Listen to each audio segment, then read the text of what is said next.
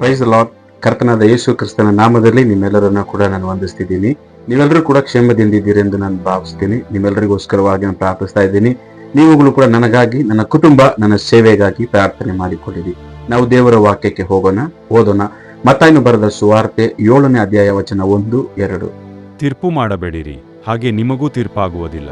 ನೀವು ಮಾಡುವ ತೀರ್ಪಿಗೆ ಸರಿಯಾಗಿ ನಿಮಗೂ ತೀರ್ಪಾಗುವುದು. ನೀವು ಅಳೆಯುವ ಅಳತೆಯಿಂದಲೇ ನಿಮಗೂ ಅಳೆಯುವರು. ಒಂದು ದಿನ ಒಬ್ಬ ಮಗ ತನ್ನ ತಾಯಿಗೆ ಬಾಕ್ಸ್ ಅಲ್ಲಿ ಆಹಾರವನ್ನು ತಂದು ಕೊಟ್ಟು ತಿನ್ನುವಂತೆ ಹೇಳಿದ. ತಿಂದು ರುಚಿ ಹೇಗಿದೆ ನೋಡಿ ಹೇಳಿ ಎಂಬುದಾಗಿ ತಿಳಿಸಿದ.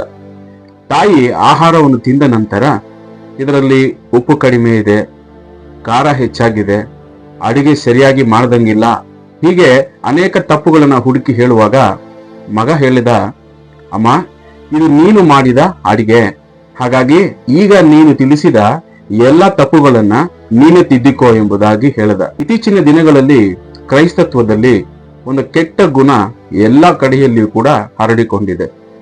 ಒಂದು ಕಾಲದಲ್ಲಿ 2 ವಿಶ್ವಾಸಿ ಅಥವಾ 2 ಸೇವಕರು ಸೇರಿದರೆ ಕೂಡಿ ದೇಶಕ್ಕಾಗಿ, ಸೇವೆಗಾಗಿ, ಒಂದು ಜೀವನಕ್ಕಾಗಿ ವೈರಾಗ್ಯದಿಂದ ಪ್ರಾರ್ಥನೆ ಮಾಡಿ ದೇವರ ವಾಕ್ಯವನ್ನು ಧ್ಯಾನಿಸಿದ, ದೇವರ ಕಾರ್ಯವನ್ನು, ಆಲೋಚನೆಗಳನ್ನು ಕೇಳಿದ ಕಾಲವು ಕಳೆದು ಹೋಗಿ ಮತ್ತೊಬ್ಬರ ಕುರಿತಾಗಿ ನ್ಯಾಯ ವಿಚಾರಣೆ ಮಾಡುವ ಕಾಲ ಬಂದಿದೆ.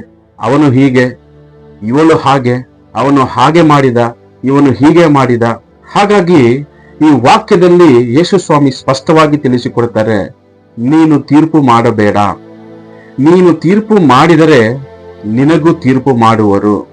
ಮತ್ತು ನೀನು ಯಾವ ರೀತಿ ಅಳೆದು ಇನ್ನೊಬ್ಬರ ವಿಚಾರದಲ್ಲಿ ತೀರ್ಪು ಮಾಡುತ್ತೀಯೋ ಅದೇ ಮೇರೆಗೆ ನಿನಗೂ ಅಳೆದು ತೀರ್ಪು ಮಾಡಲಾಗುವುದು ಎಂಬುದಾಗಿ ಕರ್ತನಾದ ಯೇಸು ಸ್ವಾಮಿ ತಿಳಿಸಿಕೊಡ್ತಾರೆ.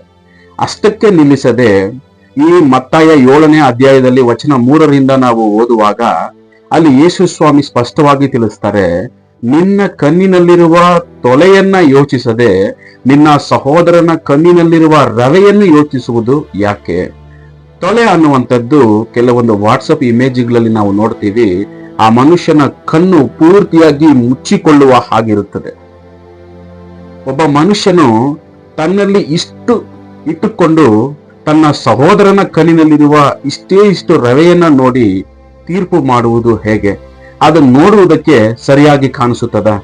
ಹಾಗಾಗಿಯೇ ಯೇಸು ಸ್ವಾಮಿ ತಿಳಿಸಿದರು, ಮೊದಲು ನಿನ್ನ ಕಣ್ಣಿನೊಳಗೆ ತೊಲೆಯಂತಿರುವ ಆ ಒಂದು ವಿಚಾರವನ್ನ ತೆಗೆದು ಹಾಕಿ ಅನಂತರ ನಿನ್ನ ಸಹೋದರನ ಕಣ್ಣಿನಲ್ಲಿರುವ ರವೆಯನ್ನ ತೆಗೆ, ಆಗ ನೋಡುವುದಕ್ಕೆ ಚೆನ್ನಾಗಿ ಕಾಣಿಸುವುದು ಎಂಬುದಾಗಿ ಬೋಧಿಸಿದೆ. ಜನ ಹೇಗೆ ಬದಲಾಗಿದ್ದಾರೆ? ತಮ್ಮ ಕಣ್ಣಿನಲ್ಲಿ ತೊಲೆಯಂತೆ ಇರುವ ದೊಡ್ಡ ತಪ್ಪುಗಳನ್ನ ಮರೆತು ಮತ್ತೊಬ್ಬರ ಜೀವನದಲ್ಲಿ ರವೆಯಂತೆ ಇರುವ ಸಣ್ಣ ಕಾರ್ಯದ ಕುರಿತಾಗಿ ಮಾತಾಡಿ ಅದರ ವಿಚಾರದಲ್ಲಿ ನ್ಯಾಯ ತೀರ್ಪು ಮಾಡುವುದಕ್ಕೆ ಮುಂದಾಗ್ತಾರೆ. ಇದನ್ನ ಕರ್ತನು ಎಂದಿಗೂ ಇಷ್ಟಪಡುವುದಿಲ್ಲ, ಮೆಚ್ಚುವ ಕಾರ್ಯವೇ ಇಲ್ಲ. ಜ್ಞಾನೋಕ್ತಿ 20ನೇ ಅಧ್ಯಾಯ 23ನೇ ವಚನದಲ್ಲಿ ಹೀಗೆ ಬರೆಯಲ್ಪಟ್ಟಿದೆ, ತೂಕದ ಕಲ್ಲನ್ನು ಹೆಚ್ಚಿಸುವುದು ತಗ್ಗಿಸುವುದು ಯೆಹೋವನಿಗೆ ಅಸಹ್ಯ ಎಂಬುದಾಗಿ. ನಾವು ಕುಳಿತುಕೊಂಡು ಇವನು ದೊಡ್ಡವನು, ಇವನು ಒಳ್ಳೆಯವನು, ಇವನು ಕೆಟ್ಟವನು, ಇವನು ಸ್ವಲ್ಪ ಮೇಲೆ, ಅವನು ಸ್ವಲ್ಪ ಕೆಳಗೆ ಎಂಬುದಾಗಿ ಮಾತಾಡುವ ಈ ಒಂದು ತೂಕದ ಲೆಕ್ಕಾಚಾರವನ್ನ ಕರ್ತನು ಮೆಚ್ಚುವುದಿಲ್ಲ. ಅದು ಕರ್ತನಿಗೆ ಅಸಹ್ಯವಾದ ಕಾರ್ಯವಾಗಿದೆ ಎಂಬುದಾಗಿ ವಾಕ್ಯದಲ್ಲಿ ಬರೆಯಲ್ಪಟ್ಟಿದೆ. ಅದು ಮಾತ್ರವಲ್ಲದೆ ಜ್ಞಾನೋಕ್ತಿ 17ನೇ ಅಧ್ಯಾಯ 15ನೇ ವಚನ ಓದೋಣ. ದುಷ್ಟನನ್ನು ಶಿಷ್ಟನೆಂದು, ಶಿಷ್ಟನನ್ನು ದುಷ್ಟನೆಂದು ನಿರ್ಣಯಿಸುವವರಿಬ್ಬರು ಯೆಹೋವನಿಗೆ ಅಸಹ್ಯರು. ಇಲ್ಲಿ ಮತ್ತೊಂದು ಕಾರ್ಯ ಬರೆಯಲ್ಪಟ್ಟಿದೆ, ದುಷ್ಟನನ್ನು ಶಿಷ್ಟನೆಂದು, ಶಿಷ್ಟನನ್ನು ದುಷ್ಟನೆಂದು ನಿರ್ಣಯಿಸುವವರಿಬ್ಬರೂ ಕೂಡ ಯೆಹೋವನಿಗೆ ಅಸಹ್ಯವಾಗಿದ್ದಾರೆ. ದೇವರು ನಾವು ಇನ್ನೊಬ್ಬರ ವಿಷಯದಲ್ಲಿ ಅವರು ಒಳ್ಳೆಯವರು, ಕೆಟ್ಟವರು, ಅವರು ನೀತಿವಂತರು, ಅನೀತಿವಂತರು, ದುಷ್ಟರು, ಅವರು ನಿರ್ದೋಷಿಗಳು, ಹೀಗೆಲ್ಲ ಮಾಡುವ ಈ ನ್ಯಾಯ ವಿಚಾರದ ಕುರಿತಾಗಿ ನೋಡುವಾಗ ಕರ್ತನು ಅಸಹ್ಯ ಪಡುವವರಾಗಿದ್ದಾರೆ.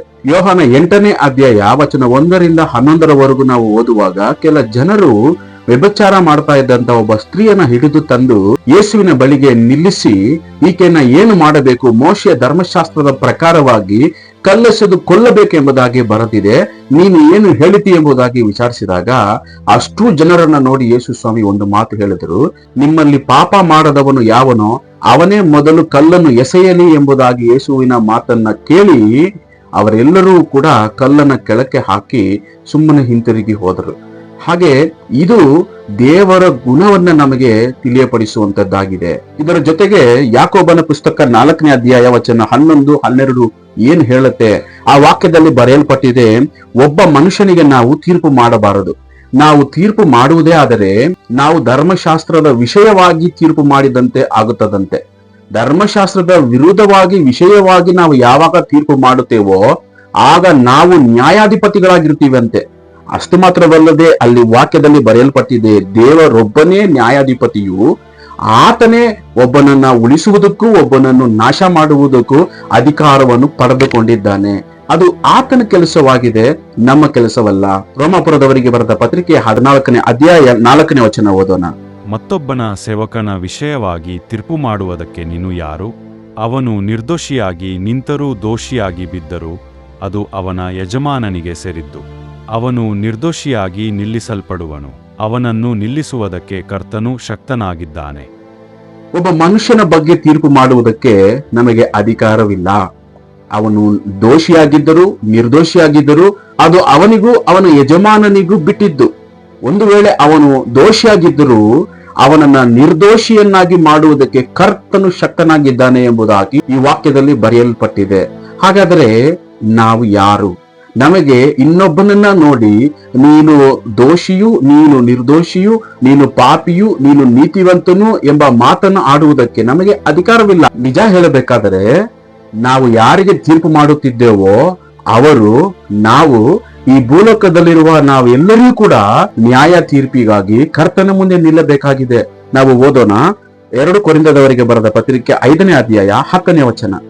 ಯಾಕಂದರೆ ಪ್ರತಿಯೊಬ್ಬನು ತನ್ನ ದೇಹದ ಮೂಲಕ ನಡೆಸಿದ ಒಳ್ಳೆಯದಕ್ಕಾಗಲಿ ಕೆಟ್ಟದ್ದಕ್ಕಾಗಲಿ ಸರಿಯಾಗಿ ಪ್ರತಿಫಲವನ್ನು ಹೊಂದುವುದಕ್ಕೋಸ್ಕರ ನಾವೆಲ್ಲರೂ ಕ್ರಿಸ್ತನ ನ್ಯಾಯಾಸನದ ಮುಂದೆ ಯಥಾಸ್ಥಿತಿಯಲ್ಲಿ ಕಾಣಿಸಿಕೊಳ್ಳಬೇಕು. ದೇವರ ವಾಕ್ಯ ಸ್ಪಷ್ಟವಾಗಿ ಹೇಳುತ್ತೆ, ನಮಗೂ ಕೂಡ ನ್ಯಾಯ ತೀರ್ಪು ಕರ್ತನು ಮಾಡಲಿಕ್ಕಿದ್ದಾರೆ. ನಾವು ಈ ಲೋಕದಲ್ಲಿರುವ ಪ್ರತಿ ಮನುಷ್ಯನು ಈ ದೇಹದಲ್ಲಿ ಮಾಡಿದ ಒಳ್ಳೆಯವುಗಳಿಗಾಗಿ ಕೆಟ್ಟದವುಗಳಿಗಾಗಿ ಕರ್ತನ ಮುಂದೆ ನ್ಯಾಯ ತೀರ್ಪಿಗಾಗಿ ನಿಲ್ಲಬೇಕಾಗತ್ತೆ. ಆಗ ದೇವರು ನನ್ನನ್ನ ನಿಮ್ಮನ್ನ ನೋಡಿ ಮತ್ತೊಬ್ಬರ ಬಗ್ಗೆ ವಿಚಾರಿಸೋದಿಲ್ಲ, ನಮ್ಮ ಬಗ್ಗೆ ವಿಚಾರಿಸ್ತಾರೆ. ನಾವು ಏನು ಮಾಡಿದೆವು, ನಾವು ಮಾಡಿದ ಒಳ್ಳೆವುಗಳ ಬಗ್ಗೆ ಮಾತಾಡ್ತಾರೆ ಹೊರತು ಇವರು ಮಾಡಿದ ಒಳ್ಳೆವುಗಳ ಬಗ್ಗೆ ಮಾತಾಡೋದಿಲ್ಲ. ನಾವು ಮಾಡಿದ ಕೆಟ್ಟವುಗಳ ಬಗ್ಗೆ ಮಾತಾಡುತ್ತಾರೆ ಹೊರತು ಇವರು ಮಾಡಿದ ಕೆಟ್ಟವುಗಳ ಬಗ್ಗೆ ಮಾತಾಡುವುದಿಲ್ಲ. ಮತ್ತೊಂದು ವಾಕ್ಯವನ್ನ ಓದೋಣ. ಗಲಾತ್ಯ 6ನೇ ಅಧ್ಯಾಯ ವಚನ 4ರಿಂದ 5. ಪ್ರತಿಯೊಬ್ಬನು ತಾನು ಮಾಡಿದ ಕೆಲಸವನ್ನು ಪರಿಶೋಧಿಸಲಿ, ಆಗ ಅವನು ತನ್ನ ನಿಮಿತ್ತದಿಂದ ಹೆಚ್ಚಳ ಪಡುವುದಕ್ಕೆ ಆಸ್ಪದವಾಗುವುದೇ ಹೊರತು ಮತ್ತೊಬ್ಬರ ನಿಮಿತ್ತದಿಂದಾಗುವುದಿಲ್ಲ. ಯಾಕಂದರೆ ಪ್ರತಿಯೊಬ್ಬನು ಸ್ವಂತ ಹೊರೆಯನ್ನು ಹೊತ್ತುಕೊಳ್ಳಬೇಕು. ಗಲಾತ್ಯ 6ನೇ ಅಧ್ಯಾಯ 5ನೇ ವಚನದಲ್ಲಿ ಸ್ಪಷ್ಟವಾಗಿ ಬರೆಯಲ್ಪಟ್ಟಿದೆ, ಪ್ರತಿಯೊಬ್ಬನು ತನ್ನ ಸ್ವಂತ ಹೊರೆಯನ್ನು ಹೊರಬೇಕು. ನಾವು ಇನ್ನೊಬ್ಬರ ಬಗ್ಗೆ ನ್ಯಾಯ ತೀರ್ಪು ಮಾಡಿಕೊಂಡು ಕುಳಿತುಕೊಂಡಿದ್ದೇವೆ, ಸಮಯ ವ್ಯರ್ಥ ಮಾಡಿಕೊಂಡಿದ್ದೇವೆ. ಆದರೆ ದೇವರ ವಾಕ್ಯದಲ್ಲಿ ಬರೆಯಲ್ಪಟ್ಟಿದೆ, ಪ್ರತಿಯೊಬ್ಬರು ತೀರ್ಪು ಮಾಡುವ ನಾವು ನಮ್ಮ ಸ್ವಂತ ವಿಷಯದ ಕುರಿತಾಗಿ, ನಾವು ಮಾಡಿದಂತ ಕಾರ್ಯಗಳ ಕುರಿತಾಗಿ ನಮಗೂ ನ್ಯಾಯ ತೀರ್ಪು ಉಂಟಾಗುವುದಕ್ಕಾಗಿ ನಾವು ದೇವರ ಮುಂದೆ ನಿಲ್ಲಬೇಕಾಗತ್ತೆ.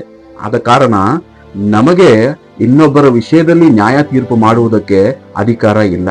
ನಾವು ಇವತ್ತು ಹೇಗೆಲ್ಲ ಇನ್ನೊಬ್ಬರಿಗೆ ನ್ಯಾಯ ತೀರ್ಪು ಯಾವ ಅಳತೆ ಮಾಡಿ ಹೇಳ್ತೀವೋ ಹಾಗೆ ನಮಗೂ ಅಳೆಯಲ್ಪಡುವುದು ಎಂಬುದಾಗಿ ವಾಕ್ಯ ಸ್ಪಷ್ಟವಾಗಿ ತಿಳಿಸುತ್ತೆ. ಅದು ಮಾತ್ರವಲ್ಲದೆ ನಾವು ಇನ್ನೊಬ್ಬರಿಗೆ ನ್ಯಾಯ ತೀರ್ಪು ಮಾಡುವುದರಿಂದ ದೇವರ ಮುಂದೆ ನ್ಯಾಯಾಧಿಪತಿಯಾಗಿ ನಮ್ಮನ್ನ ತೋರ್ಪಡಿಸಿಕೊಳ್ಳುವಂತಹುದಾಗಿರುತ್ತದೆ. ಯಾಕೆಂದ್ರೆ ದೇವರ ಮುಂದೆ ಯೋಗ್ಯರಾದವರು, ಪರಿಶುದ್ಧರಾಗಿ ನಡೆದುಕೊಂಡವರು ಒಬ್ಬರು ಇರಲಿಕ್ಕೆ ಸಾಧ್ಯವಿಲ್ಲ. ನಾವೆಲ್ಲರೂ ಆತನ ಕೃಪೆಯಿಂದ, ಆತನ ದಯೆಯಿಂದ, ಆತನು ಸುರಿಸಿದ ರಕ್ತದಿಂದ ನಮ್ಮ ಪಾಪಗಳು ತೊಳೆಯಲ್ಪಟ್ಟು ರಕ್ಷಿಸಲ್ಪಟ್ಟು ಆತನ ಮುಂದೆ ನಿಂತಿದ್ದೇವೆ ಹೊರತು ನಮ್ಮ ನೀತಿಯ ಕೃತ್ಯಗಳಿಂದ ಇಲ್ಲ. ಹಾಗಾಗಿ ಮತ್ತೊಬ್ಬರ ವಿಷಯದ ಬಗ್ಗೆ ಯೋಚನೆ ಮಾಡುವುದಕ್ಕಿಂತ ನಾವ್ಯಾರು, ನಾವು ಏನನ್ನ ಮಾಡುತ್ತಿದ್ದೇವೆ, ನಾವು ಮಾಡುವುದು ಎಂಥ ಕಾರ್ಯಗಳು, ಇದರಿಂದ ಬರುವ ಪರಿಣಾಮ ನಮ್ಮ ಮೇಲೆ ಬೀರುತ್ತೆ ಅನ್ನುವುದನ್ನ ನಾವು ಮರೆಯದೇ ಇರೋಣ. ನಾವು ಪ್ರಾರ್ಥನೆ ಮಾಡೋಣ. ನಮ್ಮನ್ನು ಹೆಚ್ಚಾಗಿ ಪ್ರೀತಿಸುವ ಪರಿಶುದ್ಧ ತಂದೆಯಾದ ದೇವರೇ, ನಿನ್ನ ವಾಕ್ಯವನ್ನು ಅಪ್ಪ ನಾವು ಕೇಳಿದ್ದೇವೆ, ಧ್ಯಾನಿಸಿದ್ದೇವೆ. ನಾವು ಇನ್ನೊಬ್ಬರ ಜೀವನದಲ್ಲಿ ಕೊಳಕನ್ನ, ಕೇಡನ್ನ ಕಂಡುಹಿಡಿಯುವುದಕ್ಕಿಂತ ನಮ್ಮನ್ನು, ನಮ್ಮ ಜೀವಿತವನ್ನು ನಾವು ಪರಿಶೋಧಿಸಿ ತಿಳಿದುಕೊಳ್ಳುವವರಾಗುವಂತೆ ನಮ್ಮನ್ನ ಮಾರ್ಪಡಿಸು. ಈ ವಾಕ್ಯವನ್ನು ಕೇಳಿದ ಎಲ್ಲ ನಿನ್ನ ಮಕ್ಕಳ ಮೇಲೆ ನಿನ್ನ ಕೃಪೆ, ಪ್ರೀತಿ ನೀನು ಬಲಪಡಿಸಬೇಕಾಗಿ ಯೇಸುವಿನ ಹೆಸರಲ್ಲೇ ಬೇಡುತ್ತೇನೆ ತಂದೆ. ಆಮೇನ್, ಆಮೇನ್. ದೇವರು ನಿಮ್ಮನ್ನ, ನಿಮ್ಮ ಕುಟುಂಬವನ್ನು ಆಶೀರ್ವದಿಸಲಿ. Praise the lord.